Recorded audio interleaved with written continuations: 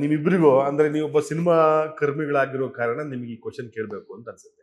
ರಜನಿಕಾಂತ್ ಅವರು ಒಂದು ಮಾತು ಹೇಳ್ತಾರೆ, ಒಂದು ಸಿನಿಮಾ ಹಿಟ್ ಆಗೋದು ಹಿಂಗೆ ಸಂದರ್ಭ, ಸಮಯ, ಅವರ ಲಕ್ಕು, ಅವರಿಗೆ ಪ್ರತಿಯೊಬ್ಬರಿಗಿರೋ ಅದೃಷ್ಟ ಎಲ್ಲ ಸೇರಿ ಒಂದು ಸೂಪರ್ ಹಿಟ್ ಸಿನಿಮಾ ಆಗುತ್ತೆ.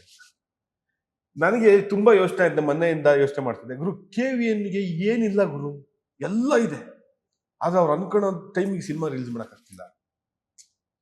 ಈ ತರದೆಲ್ಲ ನೀವ್ ಹೆಂಗ್ ನೋಡ್ತೀರಾ ಸರ್ ಈ ತರ ಪರಿಸ್ಥಿತಿ? ಅಲ್ಲ, ಫ್ಯಾಕ್ಟರ್ ಹಂಗೆ ಆಗಿರುತ್ತೆ. ಅಲ್ಲಿ ನಿಮ್ಗೆ ಅವ್ರ ಜನನಾಯಕ ಬಂದು ಪೊಲಿಟಿಕಲ್ ಇನ್ನೇನ್ ನಾಳೆ ರಿಲೀಸ್ ಅಲ್ಲ, ಅದು ಗೊತ್ತಿರೋದು, ಅದು ಪೊಲಿಟಿಕಲ್ ಏನೋ ಇಶ್ಯೂ ಇರುತ್ತೆ. ಅಂಡ್ ಇದು ಇವ್ರ ಕಂಟ್ರೋಲ್ ಇಲ್ಲಲ್ಲ. ಹಾಗೆ ನಿಮ್ಗೆ ಜಿಯೋ ಪೊಲಿಟಿಕಲ್ ಇಶ್ಯೂಸ್ ಇವೆಲ್ಲ ಜನ ಎಲ್ಲದಕ್ಕೂ ಮಾತಾಡ್ತಾರೆ. ನಾನ್ ಹೇಳೋದೇನು ಅಂದ್ರೆ, ಅಂತ ಒಂದು ದೊಡ್ಡ ಸಂಸ್ಥೆ ಬಗ್ಗೆ ಮಾತಾಡಕ್ಕಿಂತ ಮುಂಚೆ 2 ಸಲ ಯೋಚನೆ ಮಾಡಿ ಮಾತಾಡ್ಬೇಕು. ಡೆಫಿನೆಟ್ಲಿ ಯಾರೇ ಆಗಿರ್ಬೋದು ಅದು, ಯಾಕಂದ್ರೆ ಅಂತ ದೊಡ್ಡ ಪ್ರೊಡಕ್ಷನ್ ಇಶ್ಯೂ ಆಗಿ ಓವರ್ ಆಲ್ ಇಶ್ಯೂನೇ ಇದೆಯಲ್ಲ. ವಾರ್ ಸಿಚುಯೇಷನ್ ಯಾರು ಸರ್ ಪ್ರೆಡಿಕ್ಟ್ ಮಾಡಕ್ಕಾಗಲ್ಲ. ಏನ್ ಕೇಳ್ತಿದೆ ಅಂದ್ರೆ, ಆಮೇಲೆ ಎಲ್ಲದೂ ಇಲ್ಲ ಅಲ್ಲ. ಈಗ ಗಲ್ಫ್ GCC ಕಂಟ್ರಿಗಳು ಏನಿದೆಯಲ್ಲ, ಇಲ್ಲಿ ಗಲ್ಫ್ ಕಂಟ್ರೀಸ್ ಅಲ್ಲೆಲ್ಲ ನಿಮಗೆ ದುರಂತ ರಿಲೀಸ್ ಆಗಲ್ಲ. ಸೊ ಅವ್ರಿಗೆ ಮ್ಯಾಟ್ರೇ ಆಗಲ್ಲ, ಅಲ್ಲಿಗೆ ಸೆನ್ಸರೇ ಕೊಡ್ತಲ್ಲ ಅವರು. ಸೊ ಅಲೋ ಮಾಡ್ತಲ್ಲ, ಕಂಟ್ರಿಲೆಲ್ಲ ಬ್ಯಾನ್ ಆಗಿದೆ. ಇಲ್ಲಿ ಇವ್ರಿಗೆ ಟಾಕ್ಸಿಕ್ಗೆ ತುಂಬಾ ದೊಡ್ಡ ಮಾರ್ಕೆಟ್ ಇದೆ ಅಲ್ಲಿ. ಸೊ ಅದನ್ನ ಮಿಸ್ ಮಾಡ್ಕೊಳಕ್ಕಾಗಲ್ಲ. ಆಲ್ಸೋ ನಮ್ಗೆ ಅದೆಲ್ಲ ಏನು ಮ್ಯಾಟರ್ ಆಗಲಿಲ್ಲ.